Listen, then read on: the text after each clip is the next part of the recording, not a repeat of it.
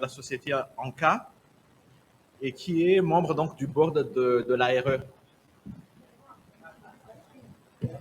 Donc Camille, je te passe le micro et puis merci beaucoup.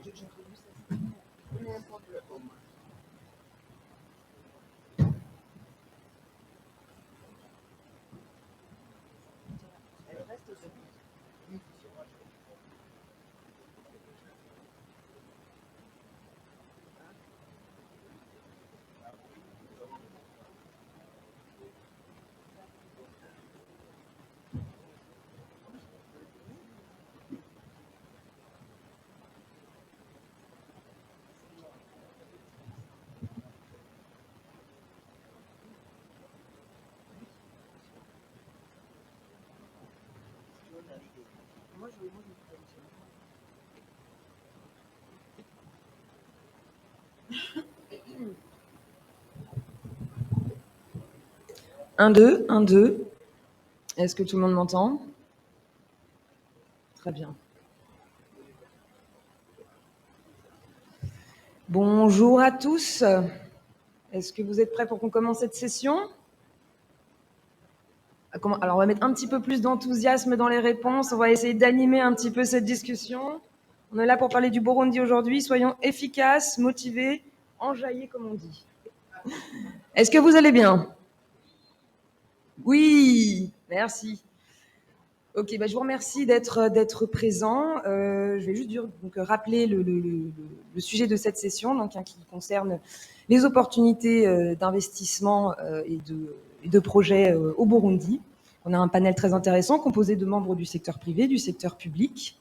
Et sans plus tarder, puisqu'on a un temps à respecter, donc on va essayer d'être efficace, d'être concis, d'être frappant dans les interventions. Mais je vais laisser tout de suite la parole à Monsieur Selemani Kamissi, qui est le secrétaire permanent au ministère de l'Hydraulique, de l'Énergie et des Mines, si je ne me trompe pas.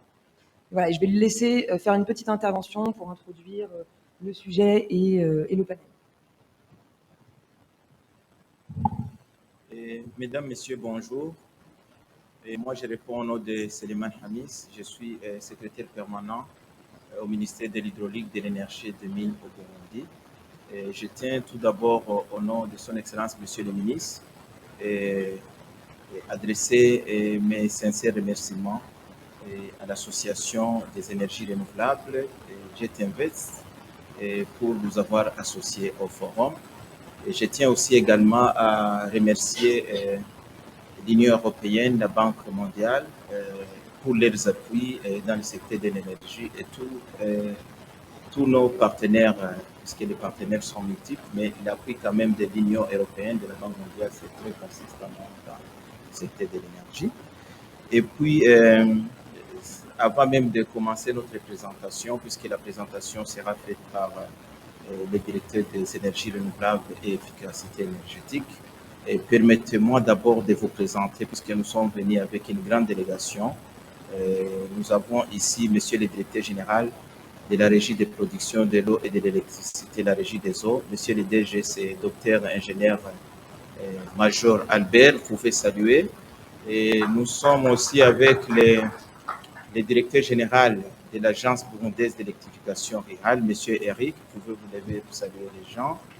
Et nous sommes aussi avec les coordinateurs du projet Soleil Nyakiriza. C'est un grand projet solaire financé à hauteur de 100 millions de dollars. D'ailleurs, c'est le grand projet financé par la Banque mondiale. Monsieur Vincent, vous pouvez saluer les gens. Et nous sommes avec le directeur des énergies renouvelables et efficacité énergétique, Monsieur Willy, qui va faire la présentation sur les opportunités au Burundi. Et nous sommes aussi venus avec Dona, puisqu'il y a aussi les partenaires privés, du secteur privé qui nous ont accompagnés. Monsieur Dona de Virunga, vous pouvez aussi saluer les gens. Nous sommes aussi avec Sokomadi et Monsieur Brice, avec qui on travaille ensemble. Je ne sais pas s'il est là, il peut se présenter. Et nous sommes aussi avec tous les Burundais, puisque je ne peux pas les citer, tous ils sont nombreux. Et peut-être vous pouvez se lever pour saluer les gens. Et nous avons aussi notre sœur amie du Burundi, Rina, de Singapour, île Maurice, elle peut aussi saluer. Voilà, donc c'était tout juste pour la présentation. Et je tiens aussi à vous informer, peut-être avant la présentation, qu'au Burundi, nous sommes en train de travailler avec l'Association des énergies renouvelables et en collaboration avec Jet Invest et l'Association burundaise des énergies renouvelables pour préparer une journée dédiée aux énergies renouvelables au mois d'octobre. Ce sera entre les 2 journées, le 4 et le 5, où vous êtes tous invités à prendre part à cette grande activité. Ce sera la première au Burundi, une journée nationale dédiée aux énergies renouvelables et qui sera aussi financée par la délégation de l'Union européenne. C'est pourquoi je tiens encore une fois à remercier l'Union européenne pour la bonne collaboration.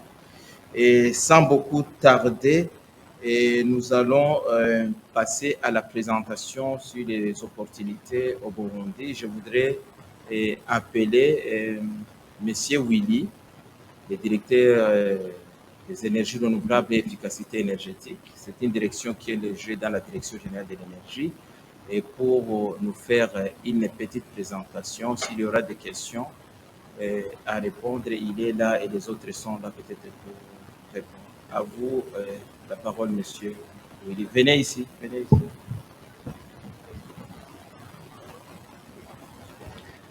Merci beaucoup de m'accorder la parole, monsieur le secrétaire permanent et madame Camille, la modératrice.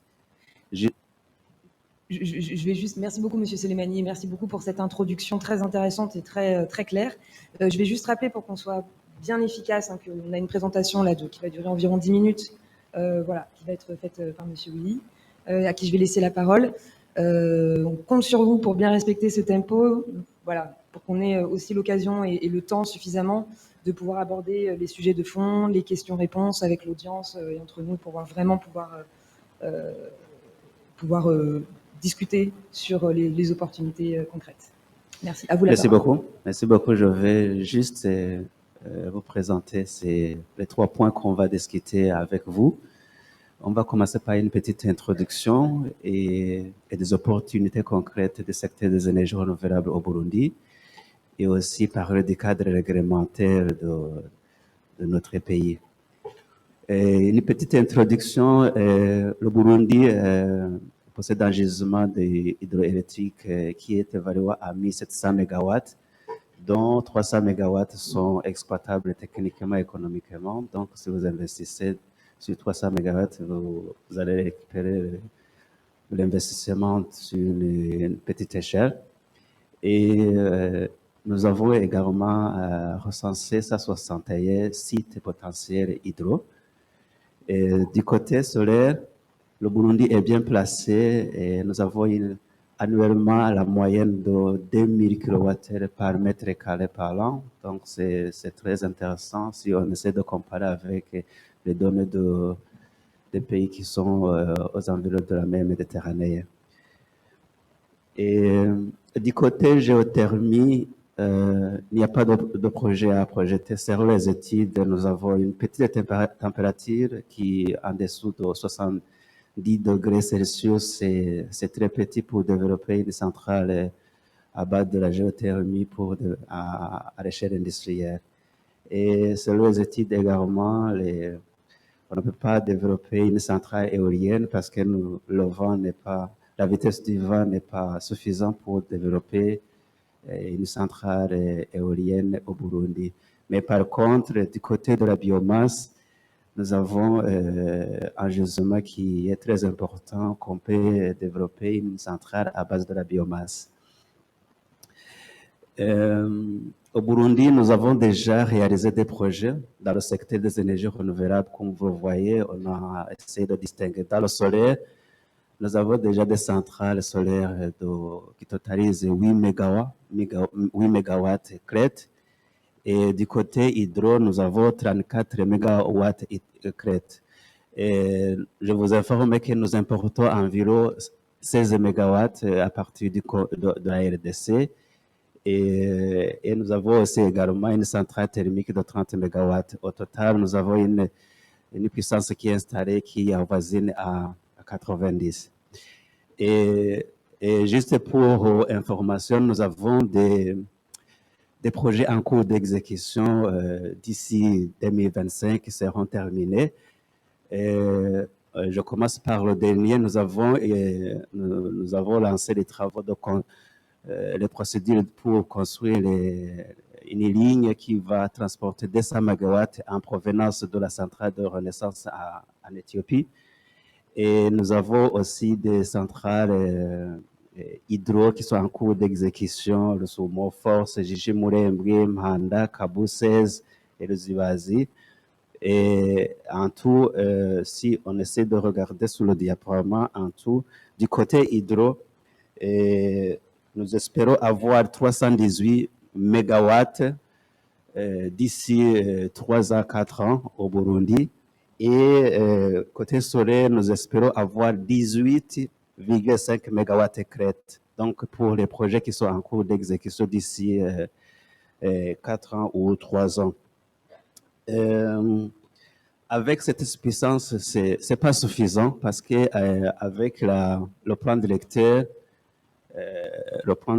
de développement du secteur de l'électricité, on envisage avoir une puissance de 1000 MW. Donc, nous avons un gap de 500 MW à remplir pour satisfaire notre demande au Burundi. Donc, c'est pourquoi j'interpelle les intervenants à cette audience de faire des investissements au Burundi. Nous avons des opportunités dans différents secteurs, notamment le secteur de l'urbanisation, le secteur industriel, le secteur de transport. Vous savez que nous avons un projet de construction de chemin de fer qu'on partage avec la République de la Tanzanie, le Burundi et la RDC. Et ce chemin de fer aura besoin de l'énergie. Et nous avons aussi également dans le secteur de la pêche, l'agriculture, la santé, l'éducation et le tourisme. Ce sont des secteurs qui ont besoin de l'électricité pour se développer, se lancer. Donc là, nous avons des opportunités au Burundi.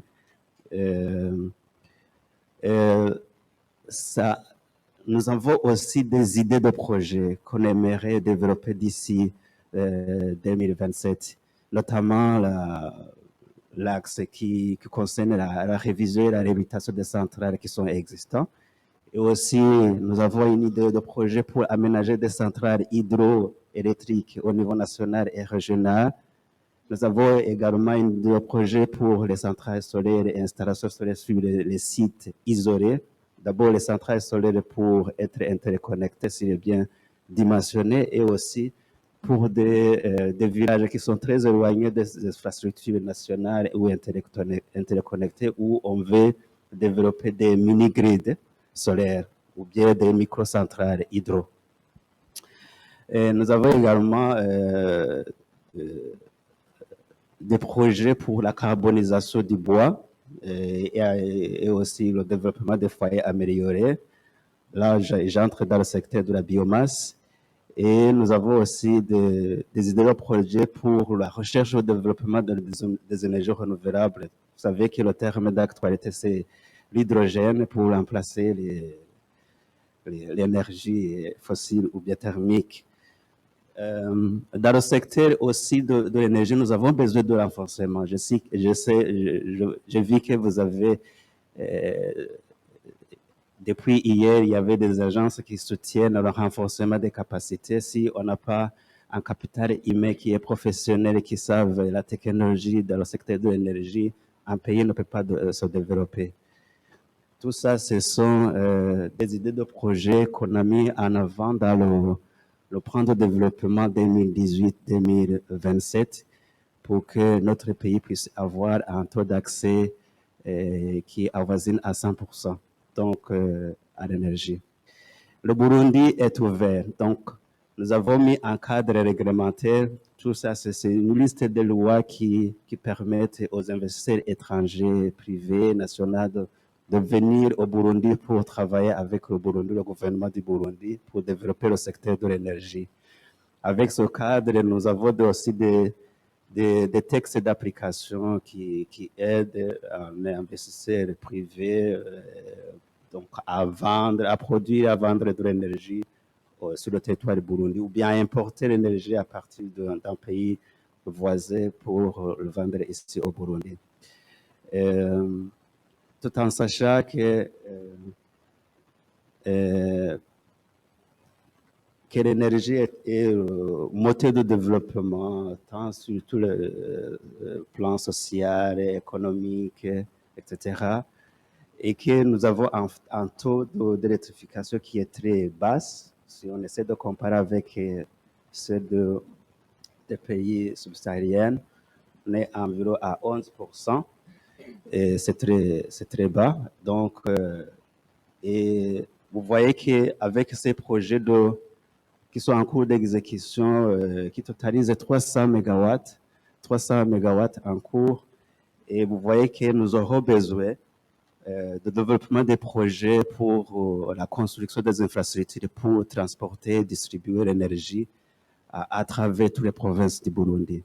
Donc, c'est une autre opportunité que je lance pour l'Union européenne et la Banque mondiale qui ont un lien très actif avec le gouvernement du Burundi pour nous appuyer pour développer les infrastructures de distribution et de transport de l'énergie. Donc, vous voyez que ça, c'est un gap à combler pour notre pays. Je vous remercie.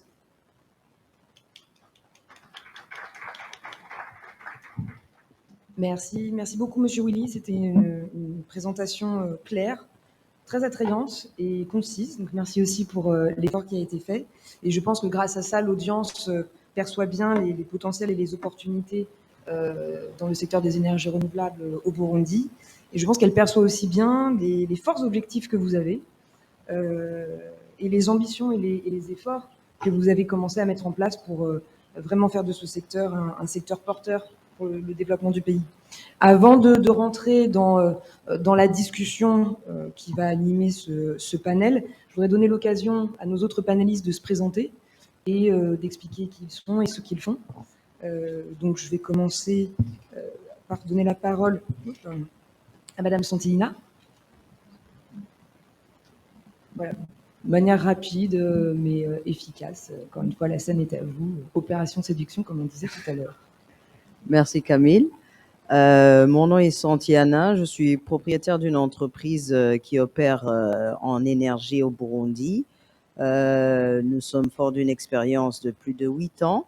Nous sommes présentement en train de faire des études de faisabilité pour des mini-grids.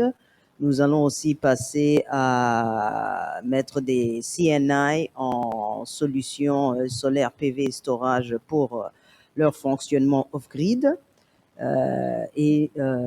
Comme on disait, Opération Séduction, le secteur est libre et ouvert et nous vous accueillons tous pour venir faire des projets avec nous.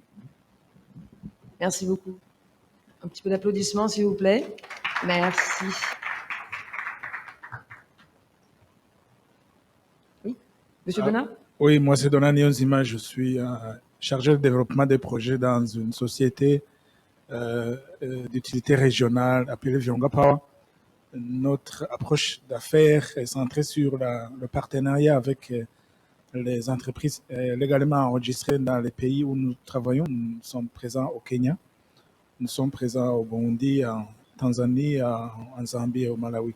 Nous avons d'autres portefeuilles en cours de développement dans d'autres pays de la région.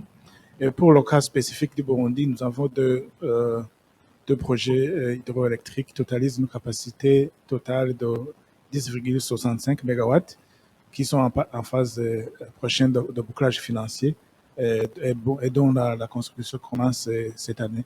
Et pour le deuxième projet, c'est l'année prochaine. Nous sommes aussi en phase de développement d'un programme de distribution de l'énergie pour l'électrification des villages dans le cadre de la vision de villagisation qui est promise par le gouvernement de la République du Burundi. Merci. Merci beaucoup. Un round d'applaudissements, s'il vous plaît. Merci. And last but not least, Monsieur John, CMR Group. Bonjour à tous, John Okoro, je suis directeur commercial Afrique pour le groupe CMR. pour la division solaire. CME Group a été fondé en 1959. On a 1000 employés dans le monde. On est présent dans 13 pays avec un chiffre d'affaires aux alentours de 100 millions d'euros annuels. Et on travaille au Burundi grâce à la collaboration que nous avons avec Growth Supply, et je vais revenir à ça tout à l'heure, et aussi avec Sokomadi, qui est notre partenaire local. Et au Burundi, on travaille sur des projets CNI, donc c'est des projets pour des industriels, pour diminuer leur consommation, leur coût d'électricité, et également de réduire leurs empreintes de carbone. Et on travaille également avec nos partenaires, donc Growth Supply et Sokomadi, sur des projets de l'éducation rurale pour des villages, des zones, comme a dit M. Chiza, des zones qui ne sont pas connectées et raccordées au réseau. Et je confirme effectivement que le Burundi est un pays dans lequel c'est très agréable de travailler, il y a un fort potentiel, et nous sommes fiers d'être à côté de nos partenaires, de travailler au Burundi et d'investir, parce qu'on apporte également l'investissement, et c'est le deuxième pays en Afrique dans lequel on investit après le Nigeria. Merci. Merci beaucoup. Avec ces premières introductions, on comprend qu'il y a déjà des acteurs qui se sont mobilisés sur le marché burundais et qu'il y a encore beaucoup de choses à faire. Je voudrais commencer par peut-être poser des questions à nos panélistes du secteur privé sur les principales opportunités que vous voyez dans le secteur de l'accès à l'énergie, des énergies renouvelables dans le pays. Est-ce que peut-être, Santiana, est-ce que vous pouvez nous parler un petit peu de comment est-ce que vous voyez les opportunités sur le marché burundais ? Au Burundi, les opportunités sont nombreuses, surtout comme le disait Willy ici. Il y a eu la loi qui a donné l'opportunité aux IPP de pouvoir venir s'installer. Par cela, je veux dire, nous avons beaucoup d'endroits qui sont un peu éloignés des infrastructures nationales qui sont soit prises en charge par l'APR ou la Régie des eaux. Et c'est des points où les investisseurs privés peuvent venir mettre des mini-réseaux, comme on en parlait même avec le groupe CMA. Et vous pouvez électrifier à ce moment-là ces endroits et vous avez des concessions, vous pouvez gérer vos réseaux pour un certain temps. Et juste pour un point de clarification, nous ne travaillons pas, KLK n'est pas juste dans l'énergie, nous sommes également dans la potabilisation de l'eau. Et ceci, c'est aussi un autre ajout qui peut être fait au niveau des infrastructures qui peuvent être mises par les privés. On peut faire également des réseaux pour l'eau, donc faire de l'assainissement et aussi, pourquoi pas, les mettre sur les énergies renouvelables. On peut faire des réseaux, par exemple, dans les champs qui sont remote. Vous mettez l'énergie, vous mettez la distribution de l'eau avec des pompes solaires. Et donc, c'est vraiment, je dirais, sky is the limit. Le pays est maintenant ouvert, il est disponible. On a le cadre institutionnel qui permet aux investisseurs privés de venir faire leurs affaires à bon escient. Merci. Est-ce que M. Donat, M. John, est-ce que vous avez des éléments à rajouter qui compléteraient Je vais centrer mon argumentaire sur deux éléments. Le premier élément centré sur le cadre légal et réglementaire qui permet aux investisseurs privés d'amener des capitaux au Burundi. À partir de 2015, nous avons eu une loi qui favorise l'investissement par le secteur privé et ainsi que le partenariat public-privé qui a été modifié en 2019. Alors, nous avons une procédure standardisée et les délais de développement des projets maintenant sont prédictibles. Et nous avons encore des investissements qui ont été rénovés à cet effet qui permet aux investisseurs privés de créer des entreprises au Burundi dans moins de 24 heures. Et donc, en termes de délai de développement, on peut modéliser le temps que requiert le développement d'un projet au Burundi. Et nous avons un cadre réglementaire lié aux tarifs, à la structure de tarification des projets qui permet des retours d'investissement décents pour les promoteurs privés.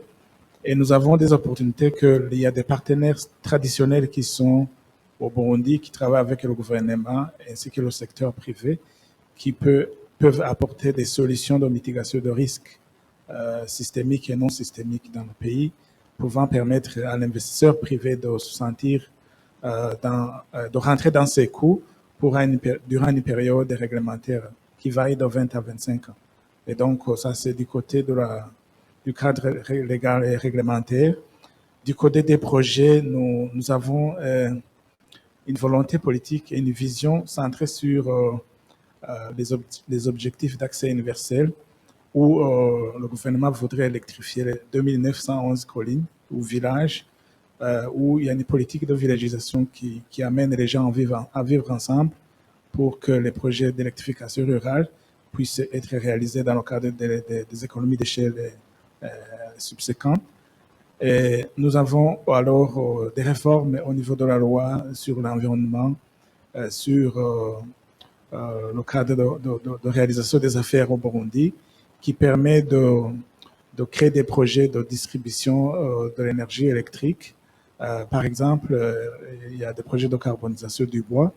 Et avec cette politique de villagisation, nous avons une capacité du réseau de production nationale qui ne permet pas de couvrir les besoins exprimés par la demande. Et donc, nous avons un gap au niveau des régions éloignées du réseau national. Alors, du point de vue aussi des documents de planification, nous avons un plan national de développement, nous avons un plan directeur qui démontre un gap de production de 500 MW. Nous avons des projets de transformation des mines au Burundi et dont vraiment la demande se profile à l'horizon qui pourra même dépasser 500 MW. Alors, les opportunités sont dans le secteur de l'agriculture où nous voudrions éviter toutes les importations qui proviennent ou limiter toutes les importations qui proviennent de la région. Il suffit et qui nous font sortir énormément de devises dans les caisses de l'État, où nous sommes en phase franchement d'industrialisation, de la transformation agroalimentaire. Il y a des projets de transport dans le secteur des chemins d'affaires. Il y a des projets de l'hydrogène. Et donc, nous pensons qu'il y a un gap au niveau de la production, mais aussi il y a des possibilités de solutions isolées, des productions d'énergie renouvelable distribuées et qui pourraient être interconnectées au réseau national le moment opportun. Alors, pour des projets qui sont au-delà de 5 km du réseau national, il y a des opportunités de développement des projets de microcentrales ou de mini-grids qui peuvent être plus tard interconnectés au réseau.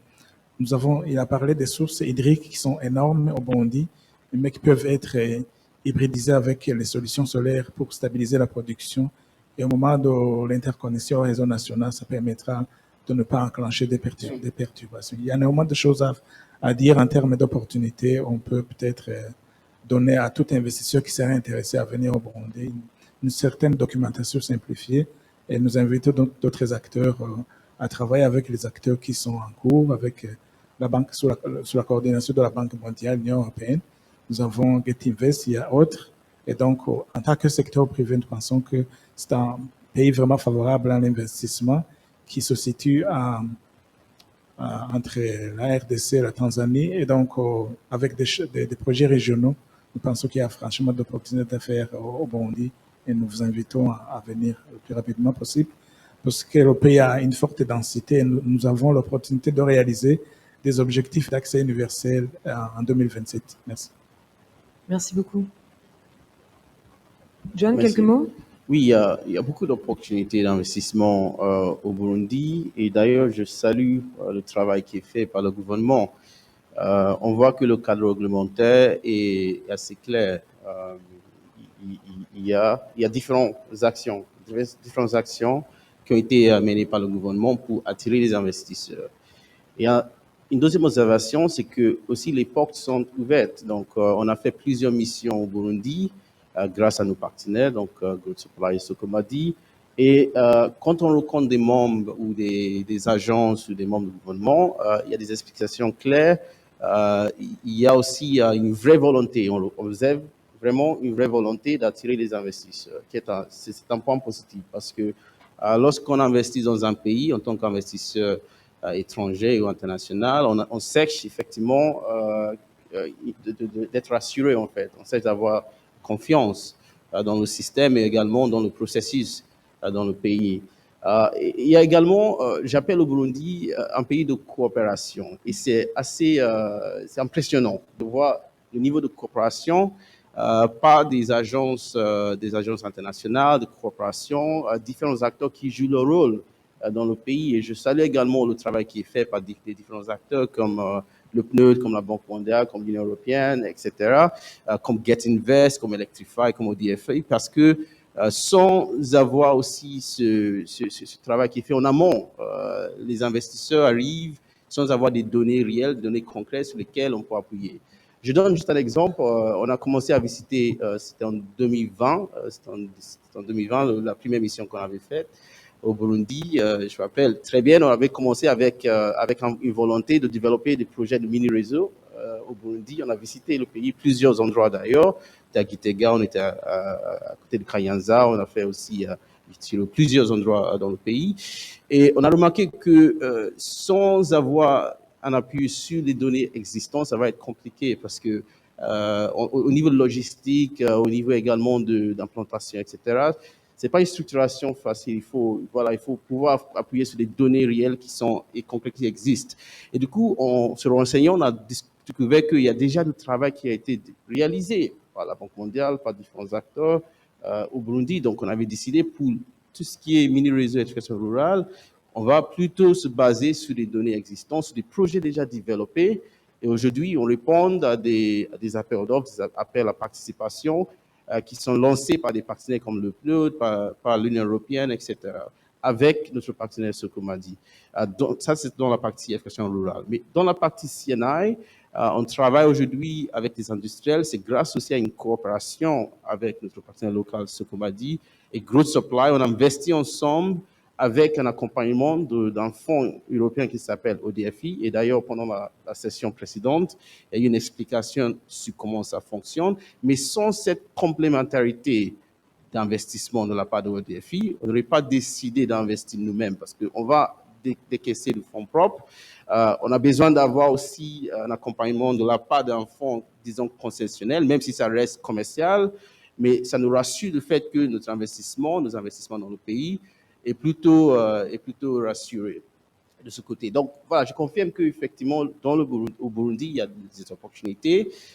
Il y a déjà du travail qui a déjà été réalisé par le gouvernement. Le cadre réglementaire est là, c'est clair.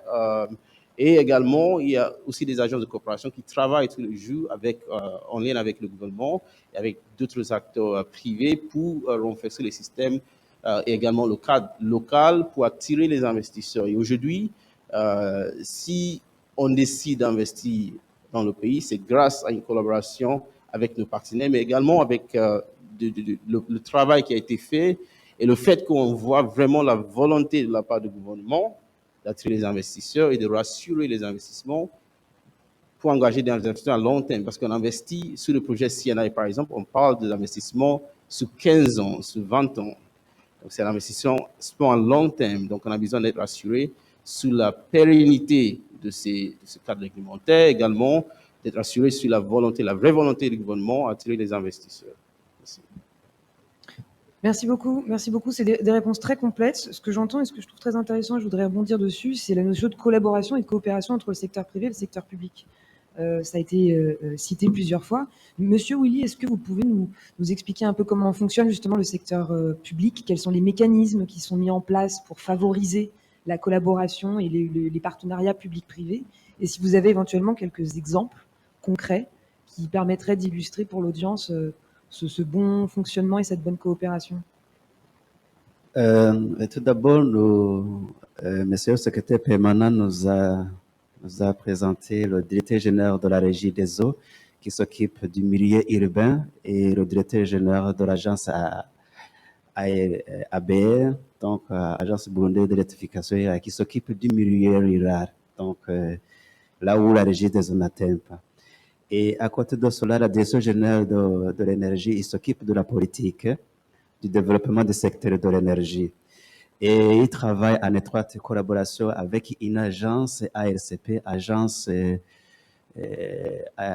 réalisation de contrats de partenariat public et privé. Cette agence est basée au ministère des Finances. Et avec cette agence, collabore avec les secteurs privés. Donc, si vous désirez un contrat de partenariat public et privé, cette agence vous aide à bien préparer, à négocier, à préparer un discours ou bien une note que notre ministre va présenter au Conseil des ministres, donc, pour la finalisation, donc, pour la signature. Et à côté de cela, puisque le secteur de l'énergie interpelle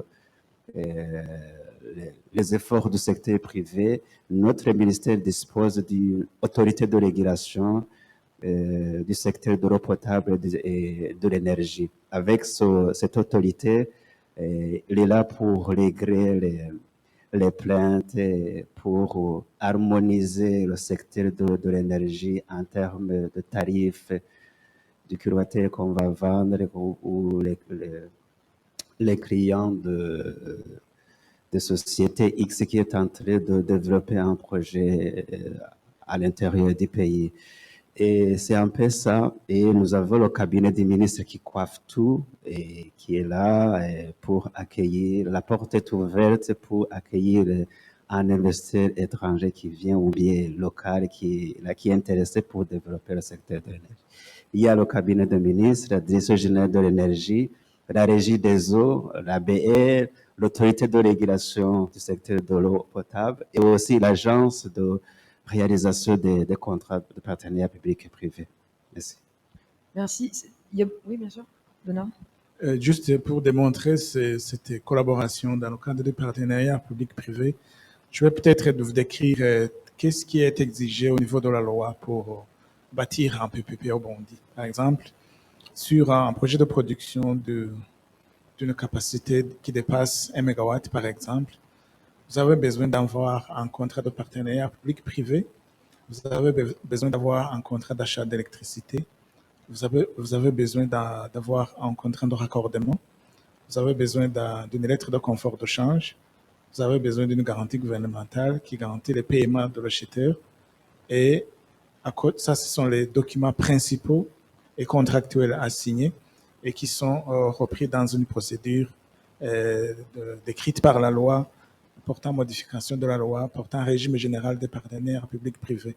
Alors, au niveau des procédures, la procédure commence par les avis d'opportunité ou les besoins urgents qui sont publiés dans les documents de planification nationale, les plans d'action du ministère, le plan national de développement. Et à partir de ces besoins exprimés par le gouvernement, il y a des acteurs qui interviennent pour le développement des projets. Alors, la phase des études de faisabilité est gérée au niveau du ministère en charge de l'hydraulique, de l'énergie et des mines, et l'autorité de régulation ainsi que la direction générale de l'énergie coordonnent la phase des études. Et après, le processus de sélection ou d'adjudication est géré par l'ARCP qui vient de vous présenter. Et alors, ensemble, ils finalisent un contrat de partenariat public-privé qui est techniquement validé par le Comité national des PPP et ainsi que le Conseil des ministres qui valide en dernier chef.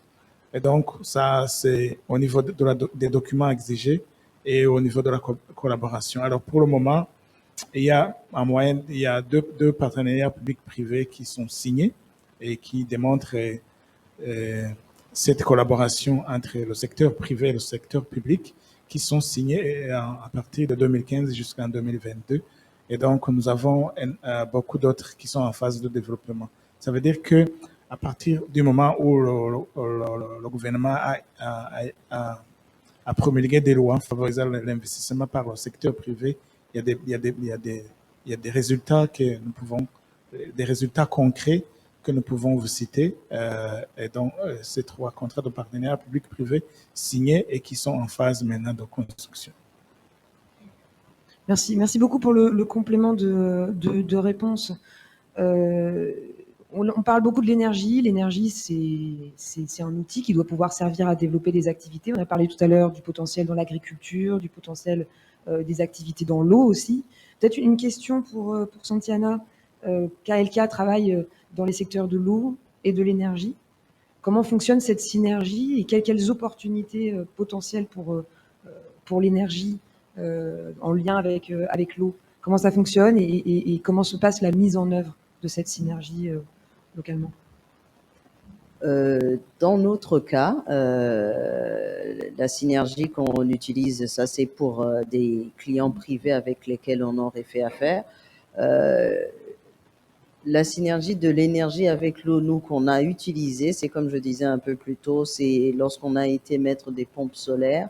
Mais tant s'il y a, je me projette dans le futur, on peut avoir, parce que pour pouvoir fournir de l'eau, il faut de l'électricité. On ne peut pas, si vous avez des stations de pompage pour alimenter une ville ou autre chose, la station de pompage fonctionnera seulement si elle a de l'énergie, donc s'il y a de l'électricité. Ça, c'est la première chose à garder à l'esprit. Alors, pour les investisseurs privés, je pense, Willy me corrigera peut-être, que nous n'avons pas encore une loi qui permet l'investissement des privés au niveau de l'eau. Nous l'avons juste pour l'énergie. Mais à ce moment-là, à mon avis, ça ne devrait pas quand même poser problème. On peut toujours, parce que justement la loi des PPP ne fixait pas, il y avait la loi cadre des PPP qui faisait que pour tout secteur, vous aviez le droit de venir proposer quelque chose. Après, c'est peut-être dans l'élaboration du projet qui peut être un peu, peut-être qui doit se baser sur d'autres lois, même si la loi en soit de gestion. Il faudrait peut-être pas parler avec la régie des eaux à ce moment-là si une personne veut mettre une station de pompage ou même de la potabilisation. Mais comme je disais, peut-être Willy me corrigera, la loi est disponible. Donc pour moi, c'est vraiment de deux choses. L'énergie est nécessaire pour l'eau et l'eau est nécessaire pour tout le monde. Donc il faudrait voir comment agencer les deux. Merci. Willy, un commentaire sur la loi? Oui, c'est un commentaire sur ce que Madame Santiana vient de nous partager. Tout d'abord, il faut comprendre que la loi, en rapport avec le partenariat public et privé, c'est général. Il faut qu'il y ait des textes d'application. Et juste pour l'informer, il y a le code de l'eau et qui invite le secteur privé à s'investir. Il y a également aussi un code de l'environnement qu'il faut suivre scrupuleusement si vous voulez développer un tel projet, même si dans le secteur de l'électricité ou bien de l'énergie, mais aussi dans le secteur de l'eau. Donc, tout est là. Tous les outils sont là pour que le secteur privé puisse intervenir au Burundi. Juste un complément au niveau de la loi des PPP, c'est une loi générale qui couvre tous les secteurs eau, énergie et autres, transport et autres. Donc, n'importe quel développeur du projet de l'eau peut se voir concerné par la procédure des partenariats publics-privés qui est gérée par la RCP. Et au niveau du secteur de l'eau, par rapport aux lois sectorielles, il y a un projet de loi qui a été développé qui va montrer la procédure à suivre pour ce qui doit être géré par le ministère sectoriel. Je crois qu'il n'y a pas de raison d'être freiné par un cadre légal. Il y aura toujours des gaps puisque nous sommes en phase de mondialisation, les choses changent. Il y a des bonnes pratiques que nous apprenons des autres pays et que nous mettons en œuvre. Donc, le secteur est libéralisé par une loi sectorielle et par une loi générale. Ouais, je pense qu'on a effectivement bien parlé du cadre réglementaire mis en place et de cette base qui est déjà constituée, mais qui est un processus qui est évolutif, bien évidemment. Donc voilà, le temps faisant et l'expérience faisant, les choses évoluent et s'améliorent. On a parlé des opportunités d'application, des synergies potentielles, eau, énergie, agriculture, etc. Pour des sociétés comme Virunga Power et le groupe CMR, qui sont présents dans d'autres pays et dans d'autres marchés, qu'est-ce qui a fait que le Burundi a été un marché attractif et quelles sont les raisons qui ont poussé le développement de vos activités? Peut-être John pour commencer? Oui, effectivement, aujourd'hui, CMR travaille dans plus de 10 pays en Afrique. Un peu plus lorsqu'on regarde toute l'activité du groupe, parce qu'on n'est pas seulement dans l'énergie, ou dans l'énergie solaire. On est également on travaille dans des centrales hydroélectriques. On travaille également sur des systèmes de contrôle et commande pour des bateaux, des gros bateaux.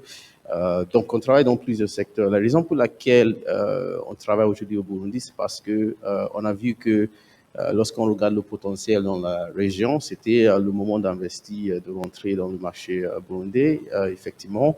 Il y avait aussi une deuxième raison, parce qu'on a remarqué que lorsqu'on regarde des acteurs présents dans d'autres pays, parce que d'ailleurs aujourd'hui, je travaille dans plusieurs pays, dans une vingtaine de pays africains.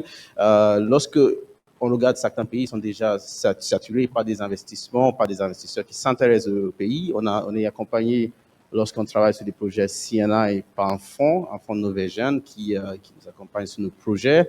Mais lorsqu'on a parlé de l'investissement au Burundi, de monter un portefeuille de projets au Burundi, ils n'étaient pas intéressés et on a compris après, en fait, après avoir réfléchi sur la raison, c'est parce que de loin et de l'extérieur, il n'y a pas beaucoup de communication.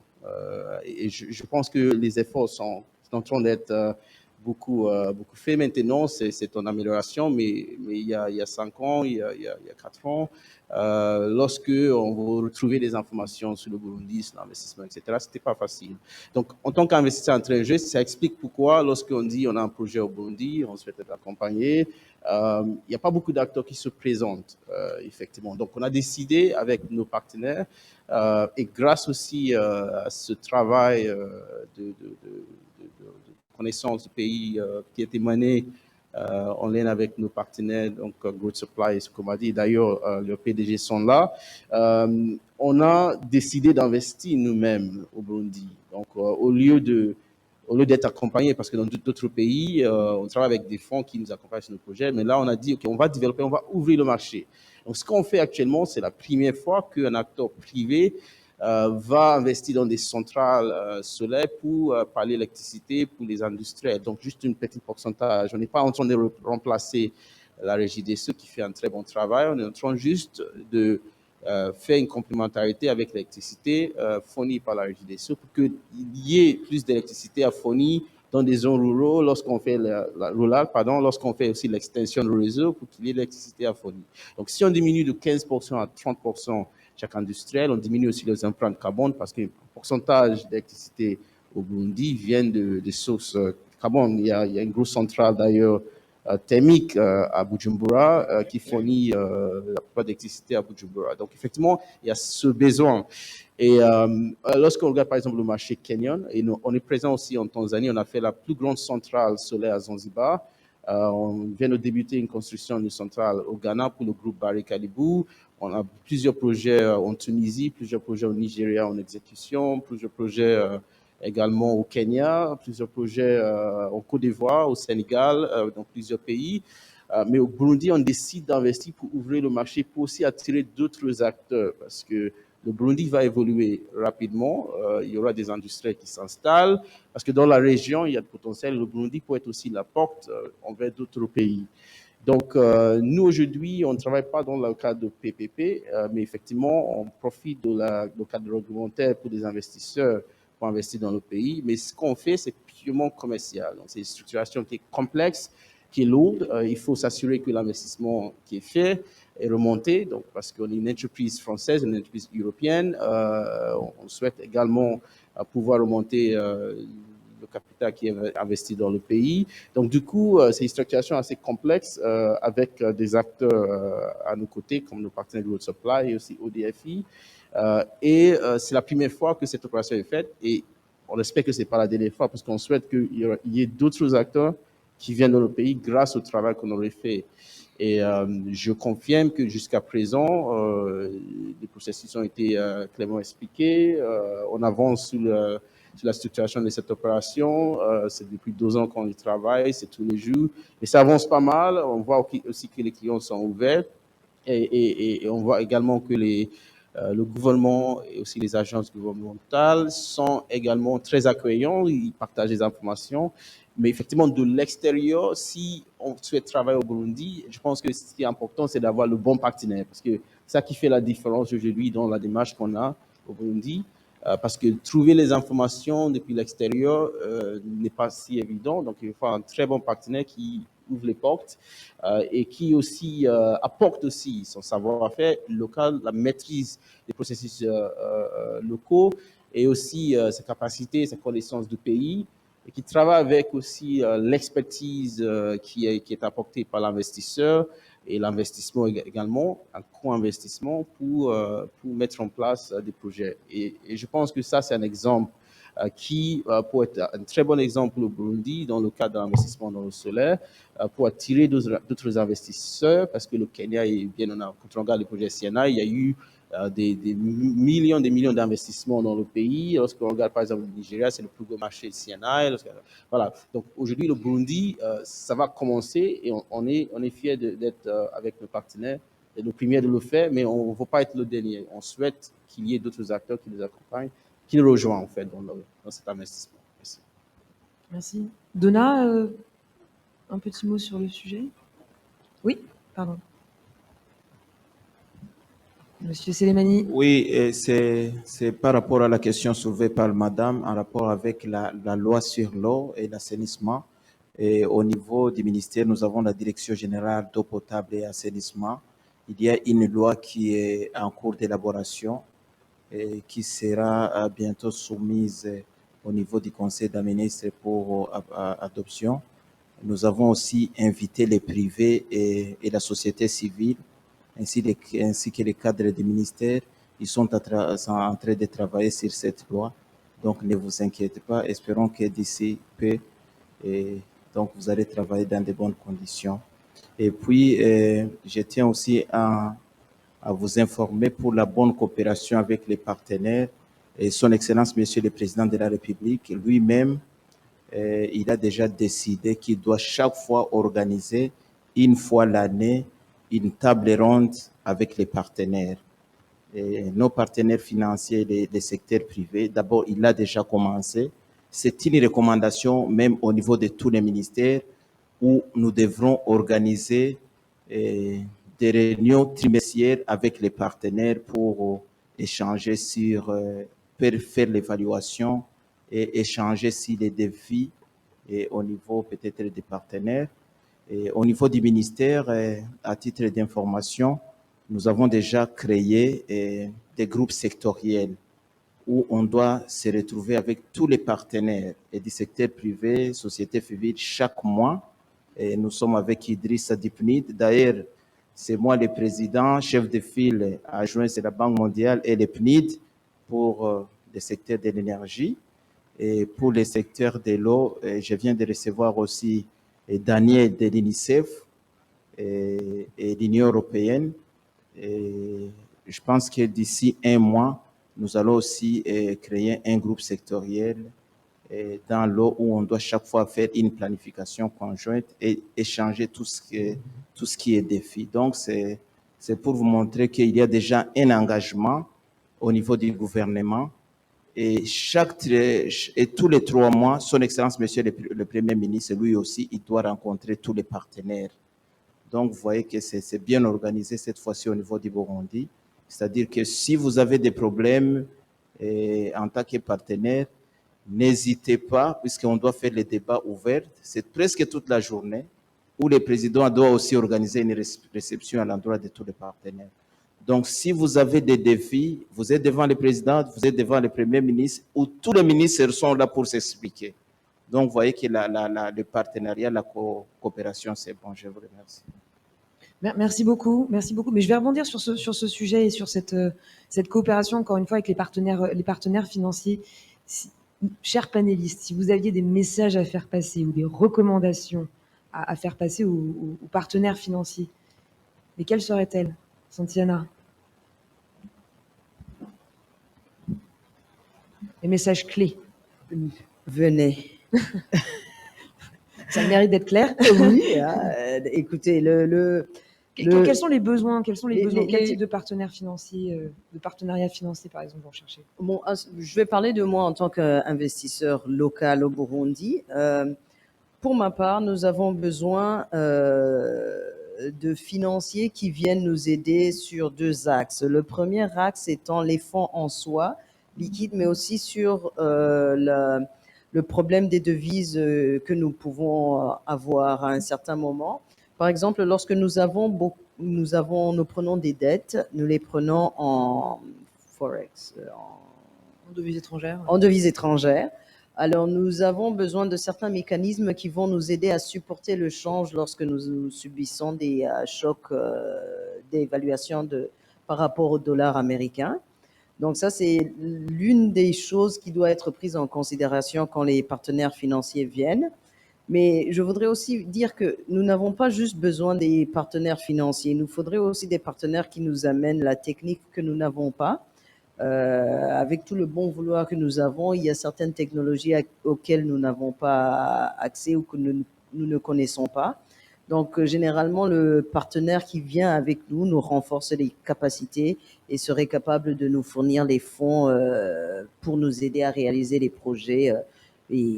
Bon, bien sûr, avec des projets qui sont bancables, mais ça va rentrer encore une fois au niveau du fait qu'ils nous donnent les capacités pour voir qu'effectivement les projets que nous présentons sont bancables. Et voilà. Donc, ce serait vraiment aux financiers, si vous êtes là, hein, venez. On va leur demander tout de suite. Quelle est la composition de l'audience? Est-ce qu'on a des financiers ou des investisseurs dans la salle? Ne soyez pas timides. Oui, merci. Qui d'autre? Quelques mains au fond de la salle? Deux partenaires financiers présents? Pas plus? 3, ben voilà. Quand il y en a 1, 2, 3 qui prennent le courage de lever la main, on en voit d'autres apparaître. Un 4e, un 5e, non? Comment?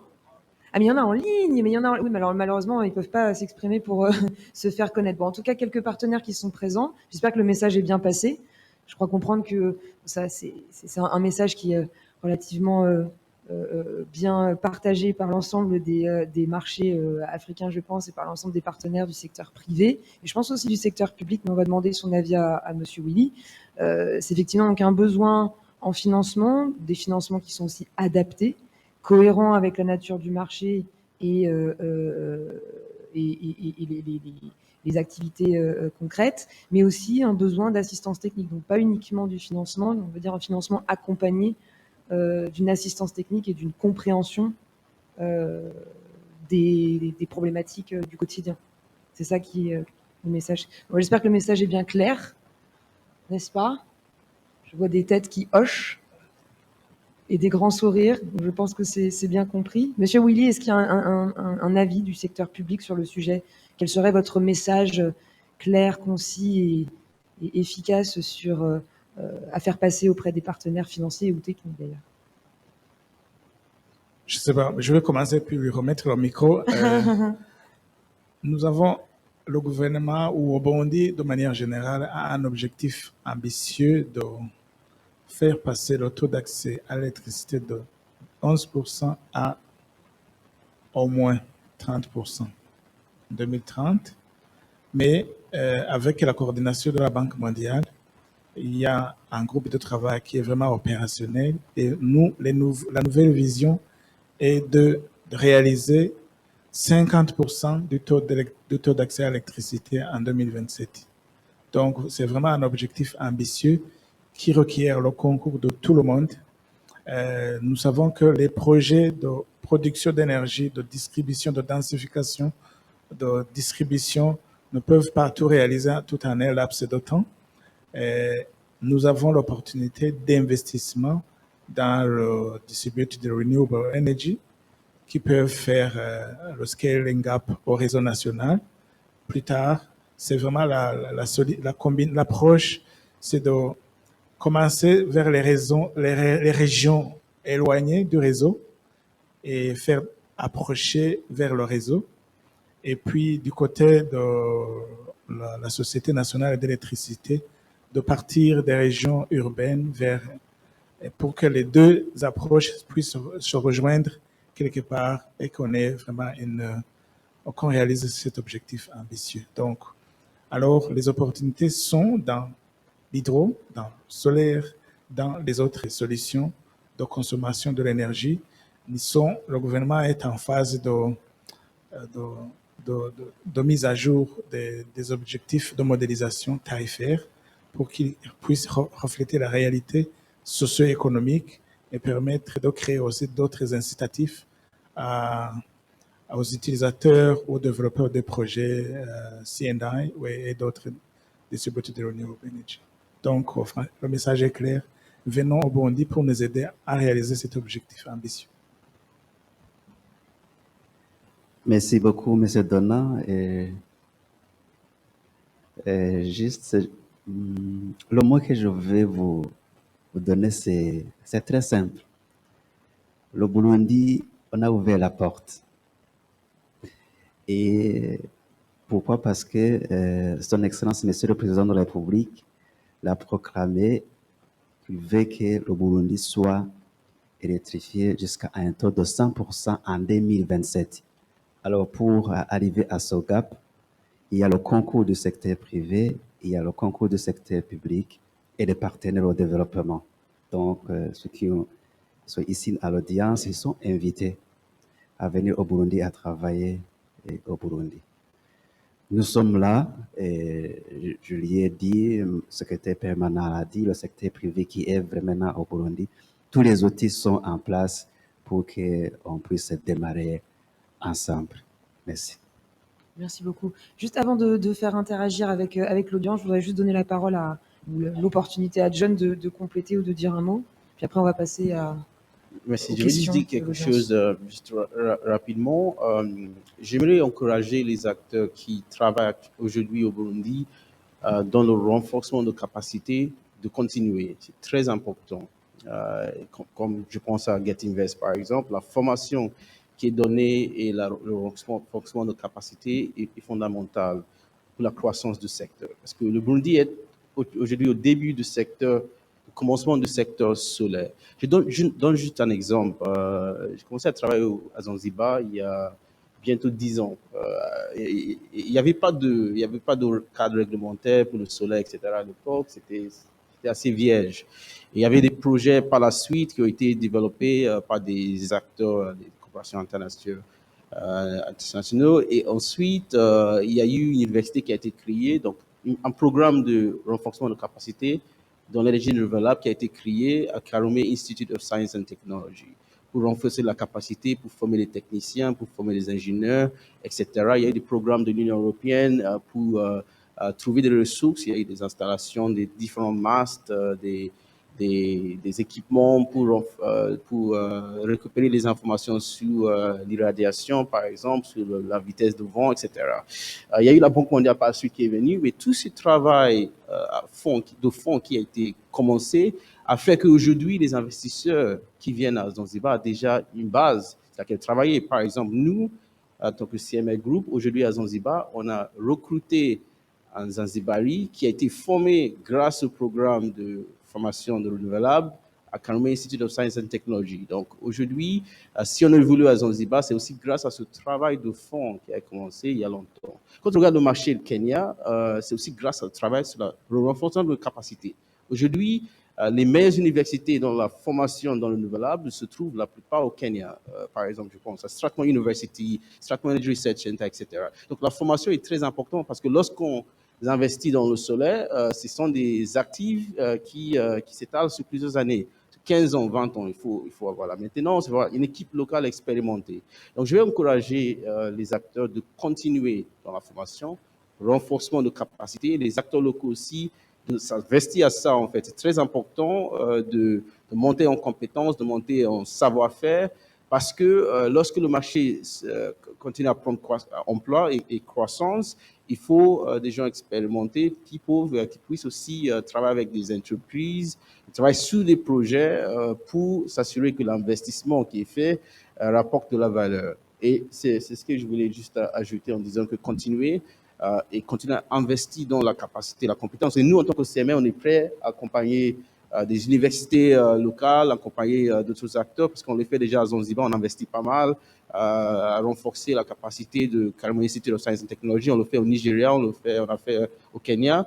Donc, on souhaite continuer dans ce sens parce que sans cela, on aura des investissements, mais qui ne vont pas rapporter ce qui a été imaginé. Et du coup, les investisseurs vont fuir, ils ne vont pas revenir si jamais on voit que au fil et à mesure du temps, il y a une dégradation de l'investissement. Donc, continuons à investir dans la capacité. Merci. Merci beaucoup. Je vois qu'il y a des bras qui s'agitent dans l'audience pour poser des questions ou intervenir. Je vais donner la parole. Est-ce qu'on peut avoir un micro, s'il vous plaît? On a des bras tendus. Tendez bien la main. Ah, merci. Merci, merci. Merci beaucoup, Willy. Merci à tous. En fait, moi, c'est une intervention que je vais faire, en fait, un message en fait qui est relié aux investissements qui sont à l'appel à investissement qui est en train d'être fait sur le Burundi. Je peux juste vous demander m'appelle de vous Evrard. présenter. Pardon, Ah, je ne merci. me suis pas présenté, pardon. Et donc, moi, je suis Evrard Yarimana, donc je suis le président de Growth Supply. Donc, c'est un cabinet qui est basé à Paris, qui accompagne les investissements donc sur l'Afrique. En l'occurrence, on travaille sur le Burundi et d'autres pays aussi également. Donc, on lève des financements et on co-investit aussi. Alors, je co-investis justement donc avec le groupe CMR sur le projet des centrales solaires qui sont destinées aux industriels au Burundi. Mon intervention, en fait, consiste en fait à un appel au gouvernement. Donc, je vois qu'on a la chance d'avoir des personnes qui représentent le gouvernement, dont le secrétaire permanent du ministre et le directeur des énergies renouvelables. Je ne sais pas s'il y a d'autres personnes qui sont un peu d'un côté politique. Je pense que c'est les deux, si je ne me trompe pas. Alors, des régies des eaux, pardon, excusez-moi.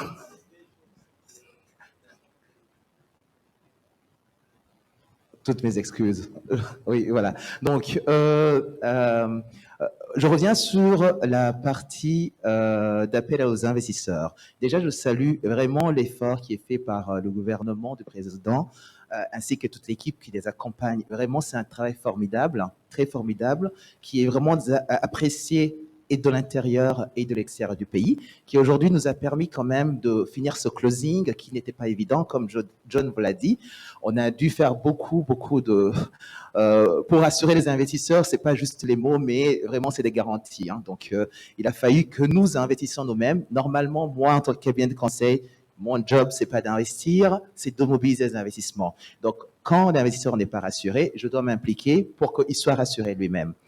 Donc, nous sommes en train de finir ce closing, mais pour que les choses puissent continuer, il y a une chose vraiment qu'il faut que le gouvernement fasse aujourd'hui. Nous avons en face de nous des investisseurs qui sont des entrepreneurs, pardon, qui sont très ambitieux et qui sont en train de faire des choses formidables, mais aujourd'hui, ils sont à la recherche des financements. Alors, le blocage qu'il y a, l'appel que je fais vraiment l'investissement, mais ça va vraiment se passer au niveau du haut. Aujourd'hui, pour qu'un investisseur puisse venir au Burundi, il a besoin des garanties. On est en train de faire beaucoup d'investissements sur le Burundi, sur l'hydraulique, sur le solaire, etc. Demain, on va faire le transport. Ça va être beaucoup de millions de dollars qui vont être investis sur le Burundi. On va faire appel à ce qu'on appelle des PPP, des investisseurs étrangers, etc. Mais il faut savoir que si on veut que la finalité, l'utilisateur final puisse l'utiliser vraiment avec un coût qui n'est pas élevé, c'est-à-dire qu'on puisse acheter à moins cher. Aujourd'hui, les investissements qui vont se faire au Burundi vont être émis sur des garanties énormes, sur des garanties qui vont se répercuter sur la vente. Les fonds d'investissement qui vont venir, je pense qu'il le connaît, s'il est en train de mettre des PPP, tout le monde doit être rassuré. Donc, mon point de vue est que le gouvernement qui est en train de faire des choses formidables puisse travailler sur la note du pays. J'insiste beaucoup. Le scoring du pays est plus qu'important parce que c'est ça. Aujourd'hui, on parle des importations, des choses vraiment qui sont très basiques et des investissements. Quand on parle d'un fonds d'investissement, tout de suite, il va regarder, c'est pas sur Internet qu'il regarde, mais il regarde sur des informations financières qui sont détenues par des maisons de notation. Tout de suite, c'est un non-go pour la plupart.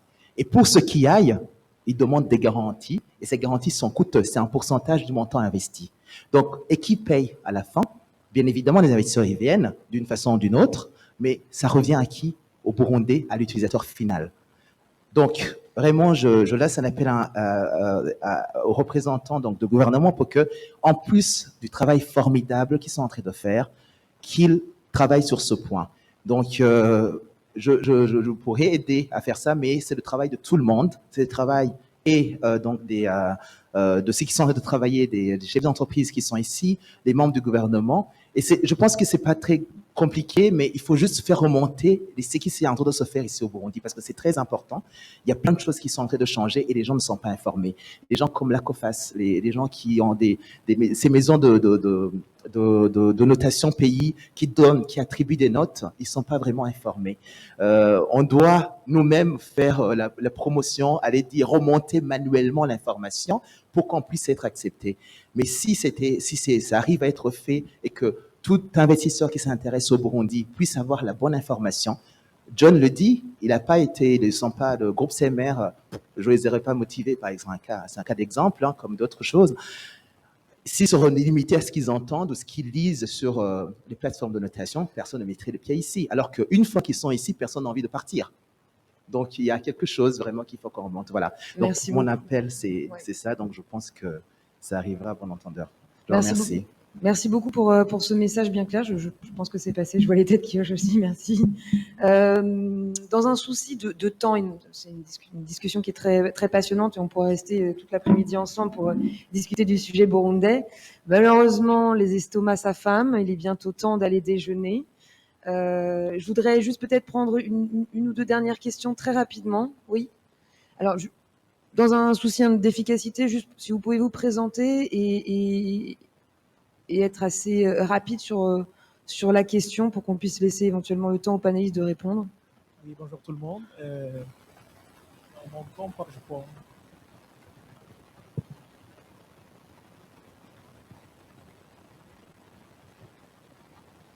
Bonjour tout le monde. Bonjour tout le monde. Voilà, c'est parfait. Je pense que je vais résoudre la question comme ça, le C'est problème surfait, comme les ça. micros. Je suis docteur Idriss Bexi. Je suis conseiller technique en énergie et en environnement PNU et nous avons le plaisir de travailler. On va y arriver. Alors, sinon, vous pouvez me rejoindre sur scène. Hein. Alors, je disais que je suis Idriss Bexi. Toujours pas de chance, hein, donc je continue. Vous m'entendez voilà, très bien. Alors, je suis Idriss Bexi, c'est la troisième fois que je redis cette affaire-là. Je suis conseiller technique en énergie et en changement climatique au PNUD et nous sommes très heureux d'être présents au Burundi. Et pour dire que l'environnement est très favorable. Nous avions organisé l'année dernière une réflexion sur la discussion public-partnership. Qu'est-ce qu'on en fait et quels sont les différents acteurs qui sont présents et comment on interagit un peu. Et c'est une réflexion qui a duré une journée. Et il en sort que le secteur de l'énergie est le premier secteur dans lequel les premiers PPP sont signés. C'est pour montrer la volonté du gouvernement sur ça, sur l'accès universel. Le deuxième point, c'est que le cadre est suffisamment étoffé et pour vous permettre de venir, mais également le PNUD déploie plus de 13 000 réseaux dans le milieu rural avec certaines capacités. Donc c'est aussi une expérience pour vous de venir discuter par rapport au cadre, par rapport au coût des kilowattheures, par rapport à l'accès, par rapport aux différents challenges qu'on rencontre dans le milieu le plus reculé et dans ce sens-là. Et en dernier, je vais finir, justement enfin, on dit, c'est que le Burundi a rejoint très récemment African Mini Grid Program. C'est un programme international qui se situe au niveau de l'ambition du PNUD, 27 pays. Et le Burundi a rejoint en 25 juin. C'est censé, nous comptons mobiliser plus d'une dizaine de millions de dollars en plus pour rejoindre, pour permettre à ceux qui n'ont pas accès à l'énergie, et j'aime pas dire uniquement l'énergie, parce que l'énergie doit être faite pour quelque chose, n'est-ce pas? Et pour améliorer la vie locale des communautés. Voilà, et donc nous sommes présents également dans cette réflexion-là. Venez au Burundi, c'est un très beau pays, et venez nous voir si vous avez besoin de quoi que ce soit comme information. Donc, merci. Merci beaucoup. Et merci d'avoir partagé ces informations et ravi de voir que le PNUD est actif dans le pays. Merci beaucoup pour cette intervention. Est-ce qu'il y a peut-être une dernière question à prendre?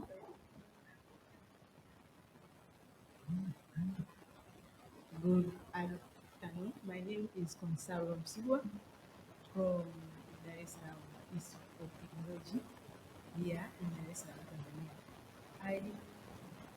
just to know how the government is prepared in terms of training the technicians, engineers, where the renewable energy industry technologies is concerned. For example, the curriculum for renewable energy programs at their learning institutions, starting from universities, Institute of Technologies, and vocational trainings. We in Tanzania, we have to let you know that we are having those CVs in place. As mentioned, I've had the plea to private companies to also involve the component of capacity buildings. I think as an East African bloc, now we can help one another by sharing expertise, offering trainings, in from starting the developing the curriculums, you can contact our government, I think, with those bodies which are responsible with the civics, NAC, I think, and get the help and expertise to work together with our colleagues in Burundi. Thank you very much. Okay. Thank you very much. And already new partnerships are emerging. Asante, That's very quick. asante, c'est juste une information que je voulais partager avec ma sœur de la Tanzanie. C'est que au niveau du projet Soleil Nyakiriza plutôt, qui est financé par la Banque mondiale, on envisage de développer un programme de formation pour le JAL féminin. Ça sera un programme qui va financer 40 filles.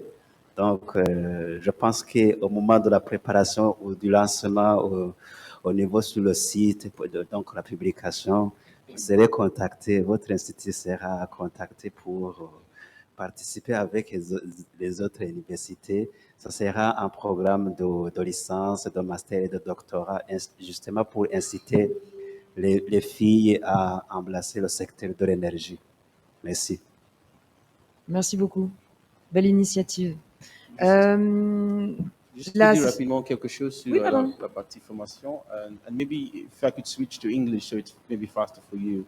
I think what you know is what gives an edge, and we always say this: knowledge is power, right? What you know is what gives an edge, and that's why it's called knowledge. This is something we say sometimes.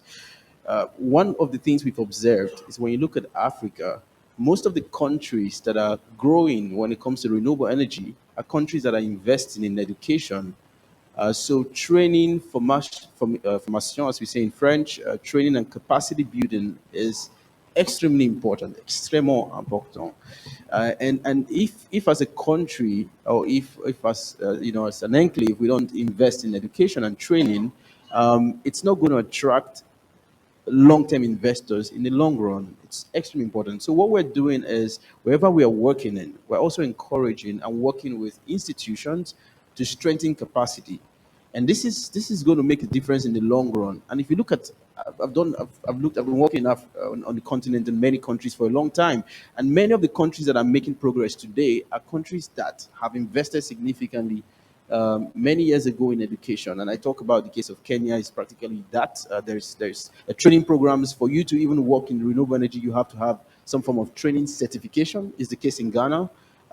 It's the case in Tunisia. It's the case in a couple of countries that have invested significantly in terms of training and education, where there's a clear pathway of collaboration between the private sector and the educational institution. So we're happy to support any way we can, because we need qualified technicians and engineers to work with us on our projects.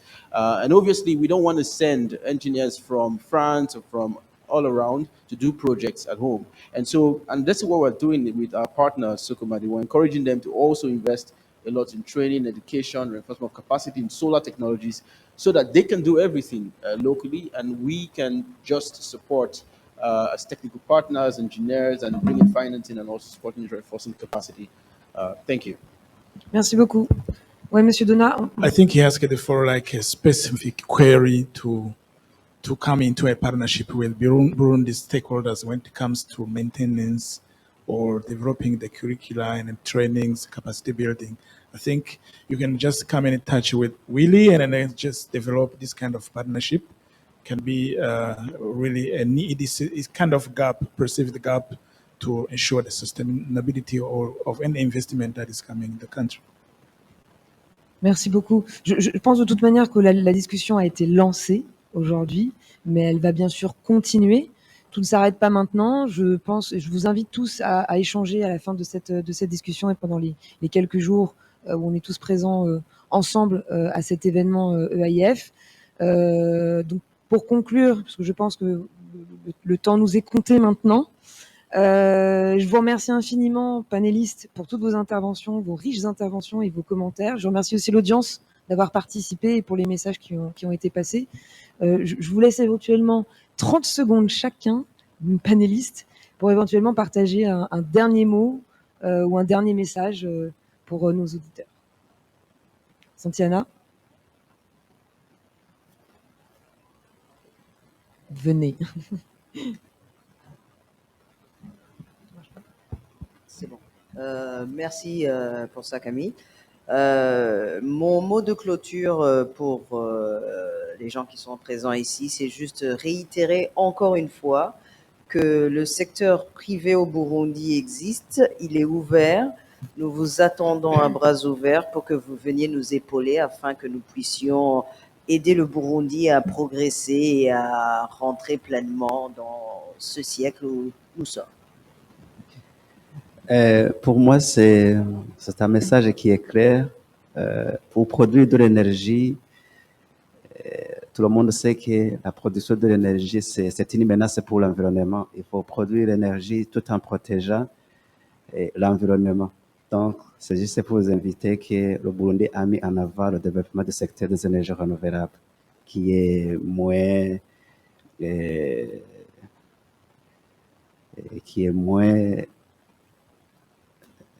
offensant sur le secteur énergie. Je pense que nous avons réussi à convaincre les indécis à venir au Burundi. Ceux qui disposaient d'une certaine aversion au risque, nous avons des instruments de mitigation de risque qui sont en cours de développement. Le risque perçu n'est plus opportun. Allons-y et nous avons un développement durable qui ne laisse personne derrière. Merci. J'observe que le Burundi est ouvert et le Burundi est le plus beau pays, l'un des plus beaux pays que j'ai jamais visité. Franchement, c'est un pays magnifique avec des paysages assez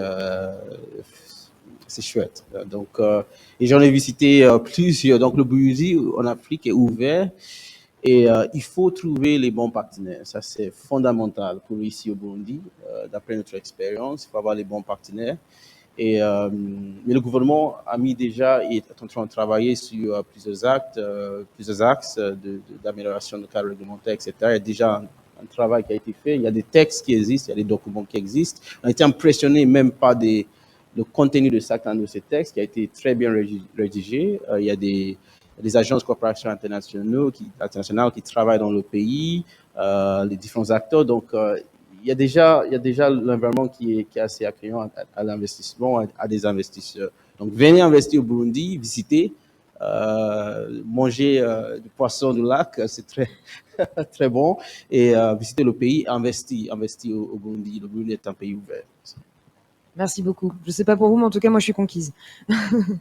Merci à tous. Avant de se quitter, je rappelle juste la journée burundaise des énergies renouvelables qui se tiendra début octobre, comme ça a été mentionné. Soyez nombreux, soyez présents, venez, en partenariat avec Gaieté Invest, l'ARE et Burea, si je ne me trompe pas. Voilà, donc toutes les informations sont disponibles auprès de nos collègues burundais, donc n'hésitez pas à les contacter. Je vous demande de bien applaudir nos panélistes. Merci à tous et bon appétit.